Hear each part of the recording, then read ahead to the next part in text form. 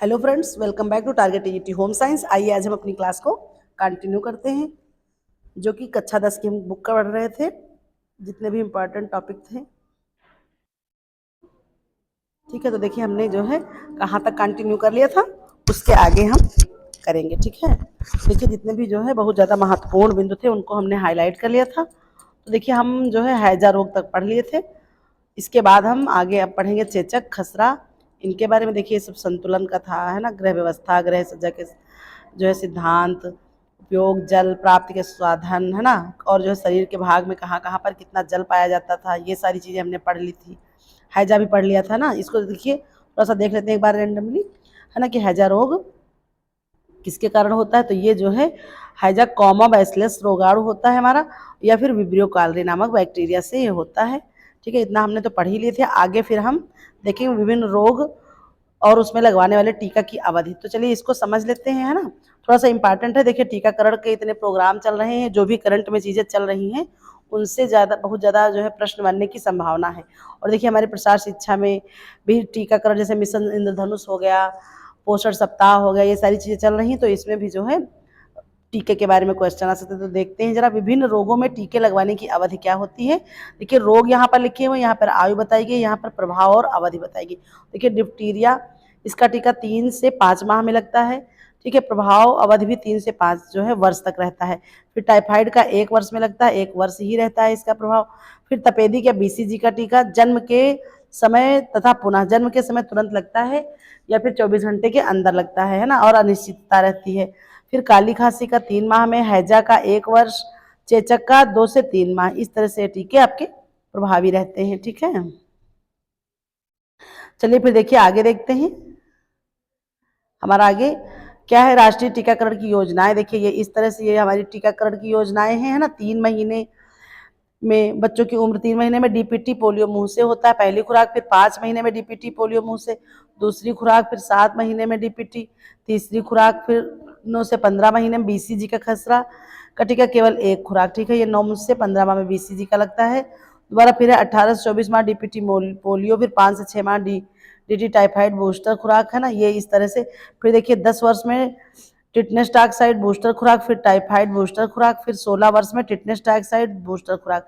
ये जो है हमारे टीकाकरण के हो गए। फिर चलिए और देखते हैं कुछ संक्रामक रोगों का परिचय, है ना, जो कि बहुत ही ज़्यादा इम्पॉर्टेंट है। वैसे तो अनेक रोग संक्रामक के उसमें आते हैं जो भारतीय पर्यावरण में प्रबल रूप से धारण किए, ऐसे मुख्य चेचक, छोटी माता, खसरा, फिर उसके बाद है आपका डिप्थीरिया, कुकर खांसी, टिटनेस, क्षय रोग आदि, है ना, अतिसार, पेचिस, हैजा, ये सारी चीजें। फिर देखते हैं मियादी बुखार, पेचिस तथा अतिसार का जो है विस्तृत विवरण अशुद्ध जल से फैलने वाले रोगों के रूप में किया जा चुका है। ऊपर जो है शेष मुख्य संक्रमण रोग से जो है विस्तृत विवरण जो है निम्न वर्णित है या नीचे लिखे हुए। देखिए ये सारी चीजें तो थी।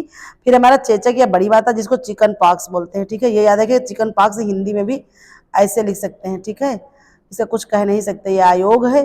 कैसे दे 2021 टीजीटी में आपने देखा होगा कौन सा प्रश्न तो आया था, मोपिंग, पोछा लगाना, है ना, कौन सा कार्य है। तो मोपिंग वैसे देना नहीं चाहिए, उसमें सीधे पोछा लगाना देना चाहिए था, है ना। इस तरह से कंफ्यूज नहीं होना है। चेचक या बड़ी माता को क्या कहते हैं, चिकन पॉक्स।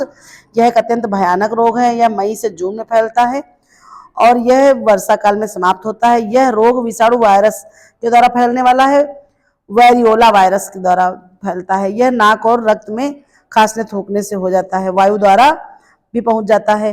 फिर देख लेते हैं उद्भवन 4 से 14 दिवस तक का होता है। भारत में यह सामान्यतः 12 दिवस तक होता है। इसके लक्षण क्या होते हैं, तो इसके लक्षण आइए देख लेते हैं। थोड़ा सा मेन पॉइंट पर फोकस करेंगे। इसके जो है बुखार, सिर दर्द होता है। बुखार में जो है 104 से 105 तक का ताप रहता है। ठीक है, उसके अलावा देखते हैं यह मूर्छा में परिवर्तन होकर जो है मृत्यु तक हो सकती है। तीसरे दिन ज्वर कुछ हल्का हो जाता है, मुंह, बाह, टांगों पर लाल दाने दिखाई देने लगते हैं। फिर धीरे धीरे छाती पर, पीठ पर, अन्य जगहों पर होते हैं। तो ये सारी चीजें हैं। ठीक है, तो ये जो है आपका हो गया चेचक। मेन था इसमें क्या, यहाँ पर ये देख लीजिएगा कि क्या है, वायरियोला वायरस से ये चेचक रोग फैलता है। फिर नेक्स्ट हमारा क्या है, क्षय रोग। ठीक है, तो क्षय रोग को आइए समझते हैं। ये भी बहुत ही ज्यादा आपका परीक्षा की दृष्टि से क्या है, तो ये आपका बहुत ही ज्यादा परीक्षा की दृष्टि से इंपॉर्टेंट है, ये समझते हैं, ये इंपॉर्टेंट है आपके लिए। क्षय रोग टीबी भी बोलते हैं, क्षय रोग बोलते हैं, या राज क्षमा बोलते हैं, यक्ष क्षमा भी आपको कहीं कहीं देखने को मिलेगा। और जो है इसके अलावा आपको क्या मिलेगा, तो तपेदिक, ठीक है, तपेदिक देखने को मिलता है। क्षय रोग, तपेदिक या रचमा, है ना। ट्यूबरकुलोसिस अत्यंत भयानक छुआछूत वाला रोग है। ग्रामीण चिकित्सा विज्ञान में प्रतिदिन नवीन अन्वेषीकरण के जो है इस रोग के उपचार एवं रोकथाम संभव है। सर्वप्रथम 1882 में, ठीक है, कब खोजा गया, तो 1882 में रॉबर्ट कॉक ने इस रोग का कारण ढूंढ निकाला। उसके अनुसार यह रोग एक प्रकार के जो है रोगाणु ट्यूबिकल बैसिलिस या माइक्रोबैक्टीरियम ट्यूबरकुलोसिस के द्वारा ये होता है, ठीक है। इसमें क्या है, श्वास के जो है द्वारा रोगाणु खांसने छींकने से पहुंच जाते हैं एक दूसरे में, इस तरह से ये हो जाता है। फिर देखिए अगला क्या है, देखिए ये हमारे ये कुछ हमने ऊपर पढ़ लिए थे, बाकी ये जो है चीजें हैं इसमें भी आप पॉज करके स्क्रीनशॉट लेकर के जिस तरह से देखना हो देखिएगा। फिर देखिए हमारा नेक्स्ट है सिलाई किट, बेबी फ्रॉक, है ना। इसमें सिलाई किट के बारे में हम जानेंगे, बहुत ही महत्वपूर्ण है। बेबी फ्रॉक, कुर्ता पैजामा, पेटीकोट, इन सब के बारे में देखेंगे, है ना। कहीं से भी प्रश्न बन सकते हैं, इसका कुछ नहीं कह सकते, ठीक है। तो घर पर सिलाई की उपयोगिता, सिलाई किट तैयार करना, सिलाई मशीन, विभिन्न वस्त्रों की नाप लेना, धड़ के वस्त्रों की नाप, कितना कपड़ा खरीदा जाए, बेबी फ्रॉक, पैजामा, पेटीकोट, सिलाई में ध्यान देने की बातें, काज बनाने की विधि, ये सारी चीजें हैं इसमें। तो ये देखते हैं घर पर सिलाई की उपयोगिता, ये सारी चीजें तो आप वैसे ही समझ लीजिए, है ना, कि समय पर सिलाई हो जाती है, उचित नाप के अनुसार सिलाई होती है, टिकाऊ सिलाई होती है, कपड़ों का उचित प्रयोग होता है, धन की बचत होती है, कलात्मक स्वरूप भी होता है। ये सारी चीजें उपयोगिता के अंतर्गत आती हैं। सबसे पहले यहाँ पर आइए देखते हैं सिलाई किट तैयार करना, ये भी प्रश्न जो ये भी टॉपिक बहुत इंपॉर्टेंट है। बड़ी कैंची, छोटी कैंची, है ना। तो देखिए इस तरह से देख लेंगे।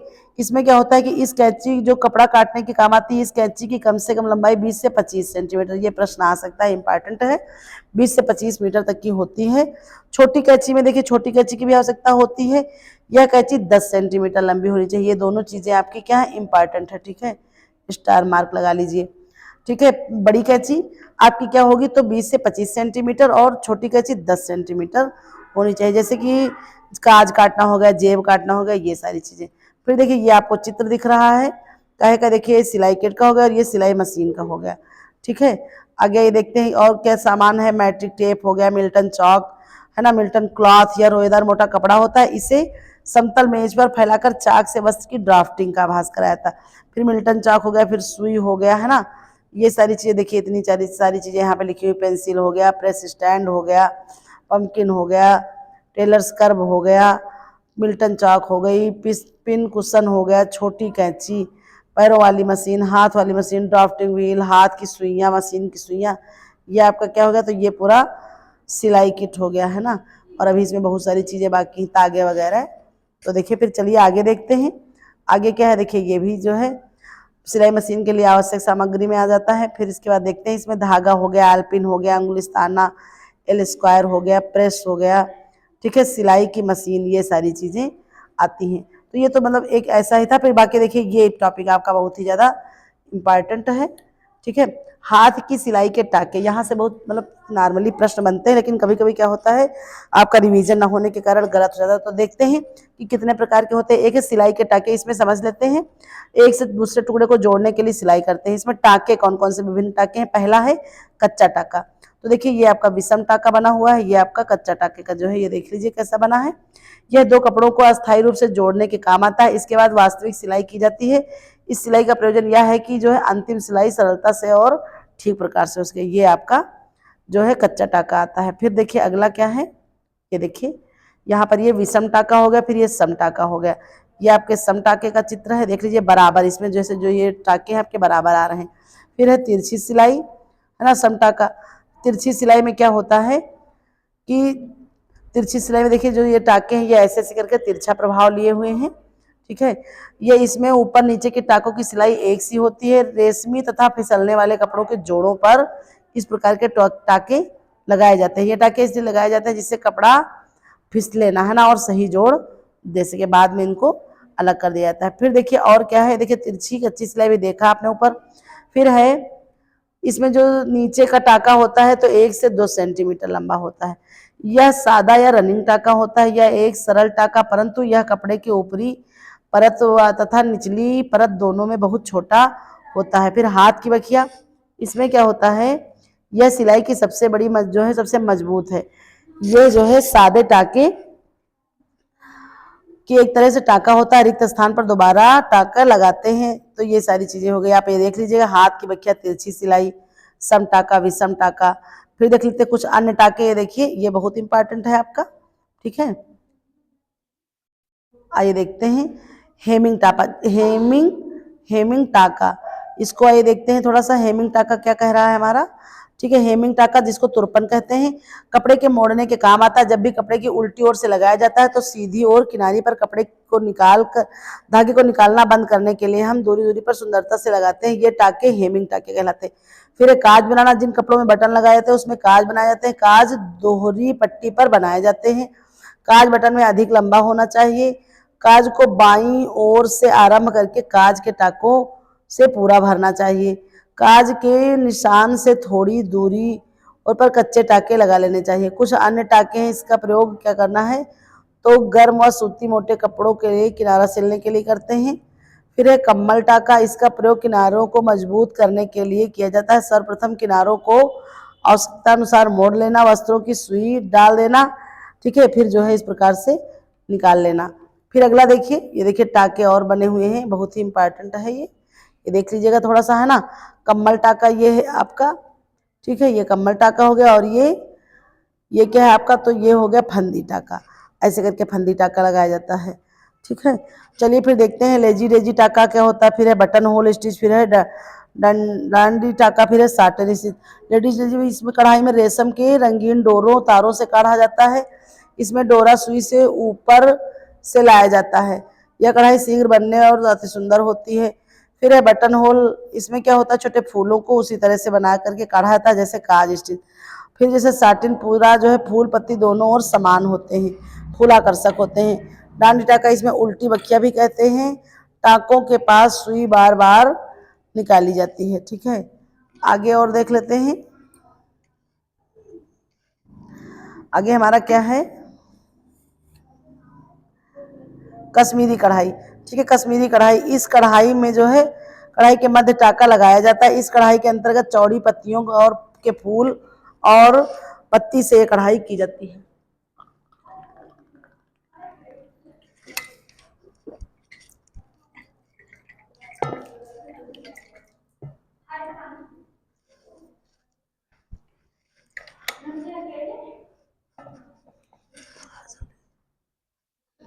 ठीक है, तो चलिए फिर देखिए अगला देखते हैं चेन स्टिच। इसमें सुई के आगे डोरा करके थोड़ी थोड़ी दूरी पर निकाला जाता है।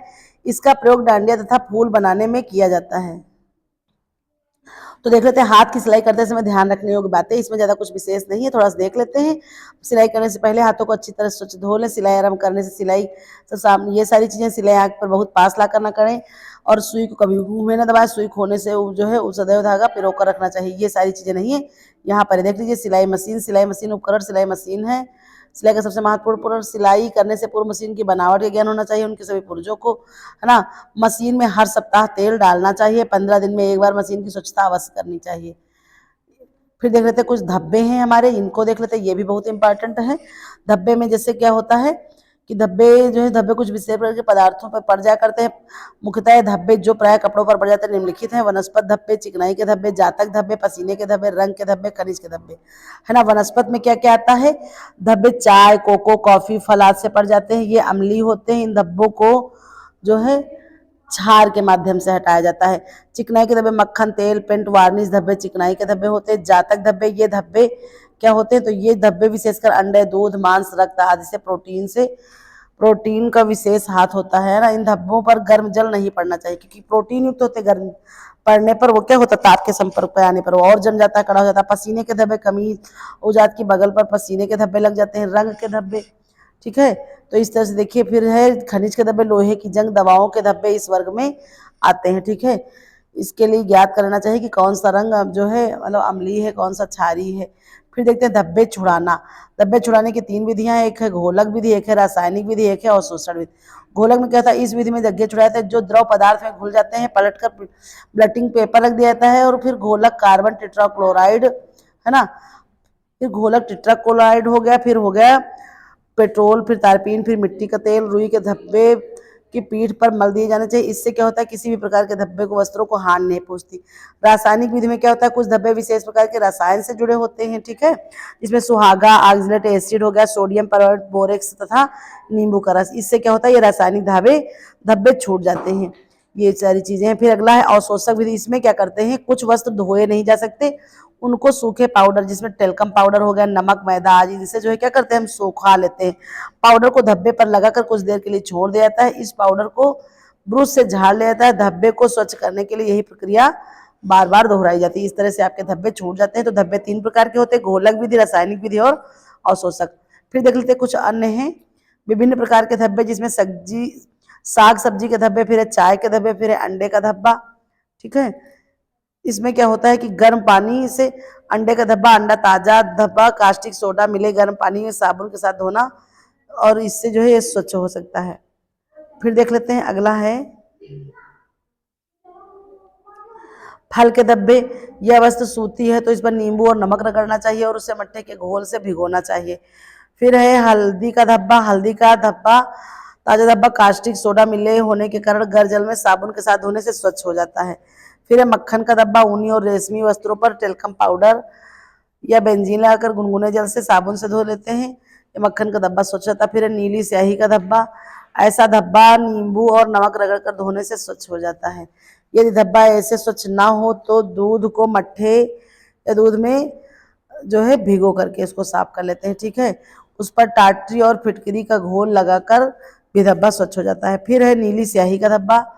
इसमें क्या होता है, सॉरी ये नीली स्याही का हो गया। लाल स्याही का धब्बा, इसमें क्या होता है, तो लाल स्याही के धब्बे को बोरेक्स या जेवेल वाटर के घोल में भिगोकर ठंडे जल और साबुन से धोना चाहिए।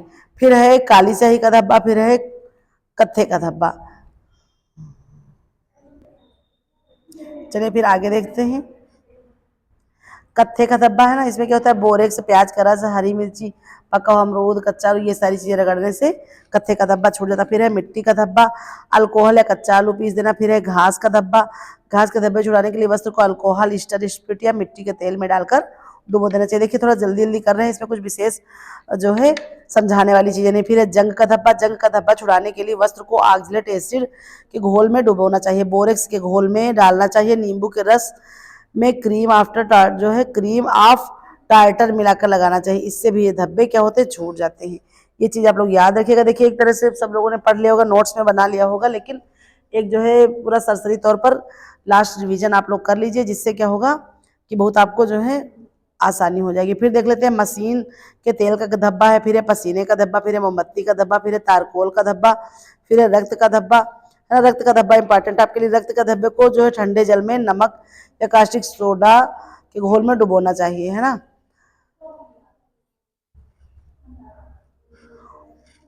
क्या करना है, तो रक्त के धब्बे में ठंडे जल में नमक या कास्टिक सोडे के घोल में डुबो देना चाहिए। फिर धीरे धीरे साबुन से साफ करना चाहिए। फिर है लिपस्टिक का धब्बा। ऐसे धब्बे पर कार्बन टेट्राक्लोराइड या मेथिलेटेड स्पिरिट लगाकर साबुन से धो देना चाहिए।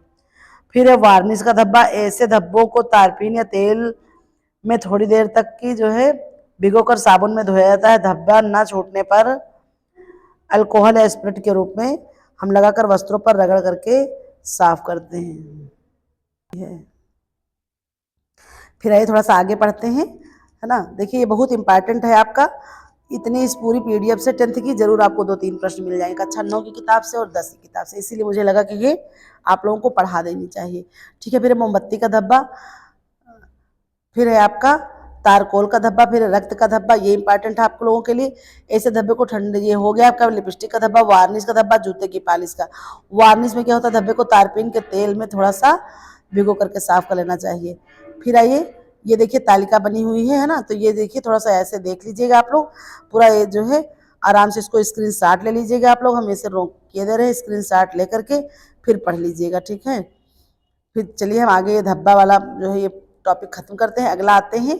अगला है हमारा हड्डियों की, एक मिनट, हड्डियों की, सॉरी कहाँ चली गई पीडीएफ, एक मिनट। देखिए फिर से स्टार्ट हो गई है। हम पढ़ेंगे हड्डियों की टूट और मोच, है ना। ये भी इम्पॉर्टेंट बहुत ज़्यादा है। हड्डियों से फिर उसके बाद प्राथमिक चिकित्सा क्या होती है, हड्डियाँ कितने प्रकार की होती हैं, पूरी हमारी वत्स में कितनी होती हैं, हड्डी कंकाल तंत्र को कितने भागों में बांटा गया है ना। ये सारी चीज़ें आपके लिए बहुत ही ज़्यादा इम्पॉर्टेंट होने वाली हैं। यहाँ से भी आपका ह्यूमन फिजियोलॉजी में एक दो प्रश्न आपको देखने को मिल ही जाएंगे, है ना। ये देखिए हमारा आ गया, तो चलिए इसको भी हम पढ़ लेते हैं। इसमें क्या क्या पढ़ेंगे, हड्डियों की टूट और मोच, प्रस्तावना, अस्थिभंग के प्रकार, अस्थिभंग के कारण, अस्थिभंग के चिन्ह या पहचान, फिर है अस्थिभंग की प्राथमिक चिकित्सा विशेष, अस्थिभंग सिर या खोपड़ी की टूट, निचले जबड़े की हड्डी, हंसली, रीढ़ की हड्डी, पसलियाँ, ये सारी चीजें आती हैं। घुटने की हड्डी, मोच का आना, अभ्यास के लिए प्रश्न, ये सारी चीजें भी आती हैं। इन सारी चीजों को हम पढ़ेंगे। तो आइए फिर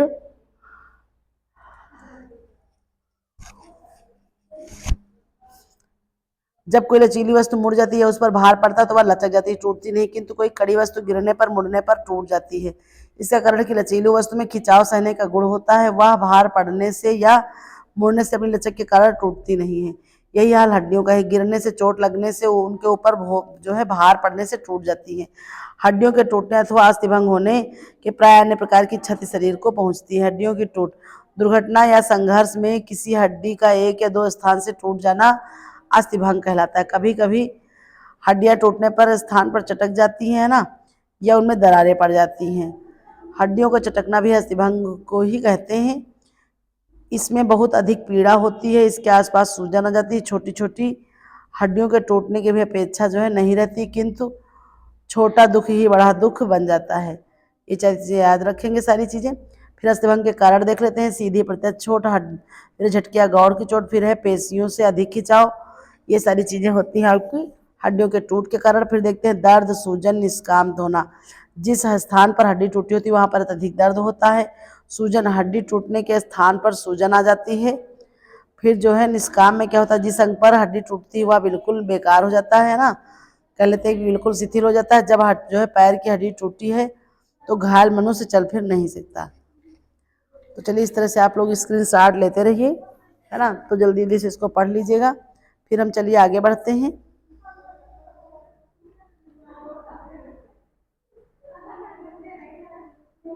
अस्थिभंग के प्रकार आइए हम पढ़ते हैं।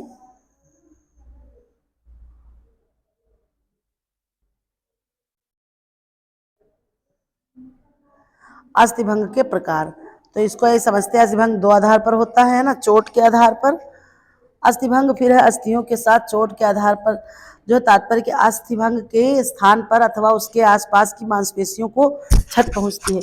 इस कारण अस्थिभंग मुख्य रूप से तीन प्रकार का होता है। ठीक है, अस्थिभंग मुख्य रूप से तीन प्रकार का होता है, साधारण टूट, विशेष अस्थिभंग, फिर यहाँ पर क्या है, कुछ ज्यादा समझ में नहीं आ रहा है, एक मिनट, इसको बाद में देख लेंगे हम। फिर देखिए ये है अस्थि की टूट के जो है आधार पर अस्थिभंग। ठीक है, जब अस्थि टूट करके, इसमें क्या होता है, साधारण टूट, अस्थि टूट करके अपने स्थान पर रहती है, मांसपेशियों के बाहर सूजन आती है, मांसपेशियों की तंतुओं की कोई क्षति नहीं पहुंचती, तो ये आपकी साधारण में आती है। अस्थि टूटकर उसका एक सिरा बाहर की ओर निकला तो त्वचा फड़का रहता है, इस प्रकार को जो है भंग, जो है अस्थिभंग में रक्त भी बहता है। फिर है आपका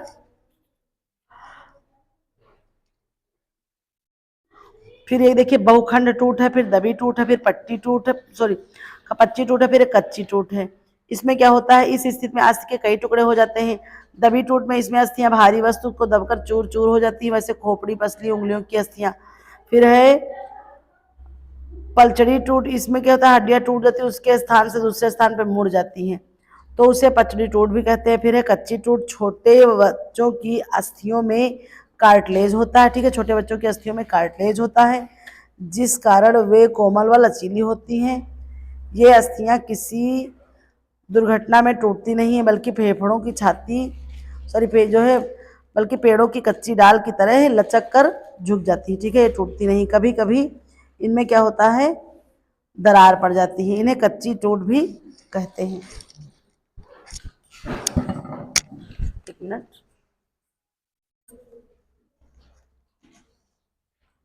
फिर देखिए हम क्या करेंगे, अस्थिभंग में सामान्य उपचार करेंगे।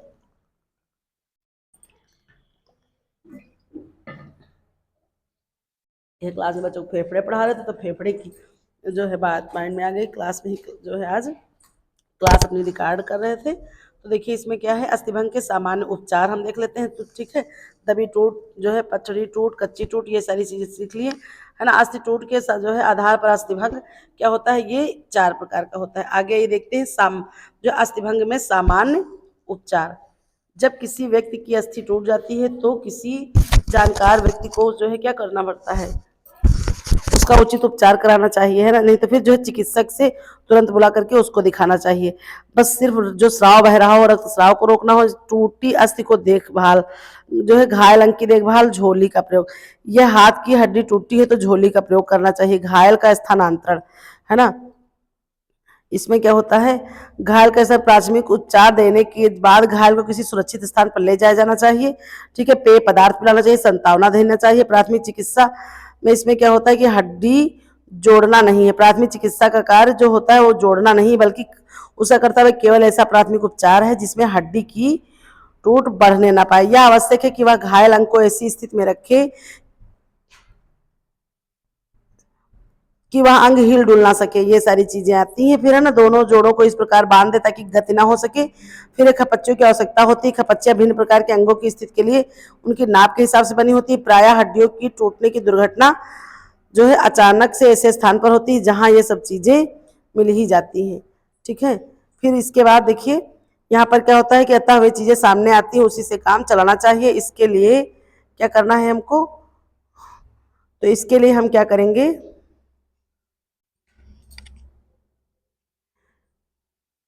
इसके लिए कृत्रिम श्वसन, है ना। कृत्रिम श्वसन भी होता है। कृत्रिम श्वसन क्रिया के निम्न उद्देश्य है। देखिए इसको थोड़ा सा पढ़ लेते हैं। कृत्रिम श्वसन, है ना, श्वसन तंत्र को उत्तेजित करना, ये भी बहुत इंपॉर्टेंट है आपका। कृत्रिम श्वसन के उद्देश्य, ठीक है, श्वसन को पुनः शुरू करना। श्वसन मार्ग में अवरोध आ जाने पर श्वास रुक जाती है, धीमी हो जाती है, तब कृत्रिम श्वसन जो है देकर उसको पुनः आरंभ किया जाता है। वक्ष स्थल पर दबाव देना। कृत्रिम श्वसन क्रिया जो है में वक्ष स्थल पर दबाव डाला जाता है, किंतु इसमें क्या होता है, जिसमें बहुत शक्ति लगती है। कृत्रिम श्वसन देने की 3 विधियां यहाँ से आपको बहुत इंपॉर्टेंट है। एक है सिल्वेस्टर विधि, फिर है सेफर्स विधि, फिर है लाबोर्ड विधि। ठीक है, ये आपके तीनों विधियां हैं।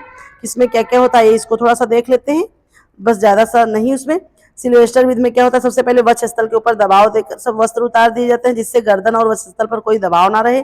सीधा लिटाया जाता है और कंधे के तकिया नीचे लगा करके वस्त्र जो है रख दिया जाता है। प्राथमिक चिकित्सक रोगी के सिर के पीछे रोगी का मुंह और घुटने के सहारे बैठ जाता है। ये देखिए चित्र बना हुआ है ना, ऐसा इस तरह से जो है ये होता है सिल्वेस्टर विधि का। ये जो है देखिए ये सिल्वेस्टर विधि का चित्र है। ठीक है, इसमें क्या होता है 10-15 बार सांस दिलाई जाती है। इसमें क्या होता है, वक्ष स्थल पर भीगे तौलिए जो है मारने से भी लाभ होता है। डूबने के कारण स्थिति घटनाओं में सांस दिलाने के लिए यह विधि की जाती है। यानी कि आप ऐसा समझ सकते हैं कि अगर व्यक्ति पानी मतलब कि नदी में या तालाब में कहीं डूब रहा हो तो उसमें सिल्वेस्टर विधि का प्रयोग किया जाता है। ठीक है, मेन ये उद्देश्य था कि 3 विधियां हैं सिल्वेस्टर और इसमें डूबने पर।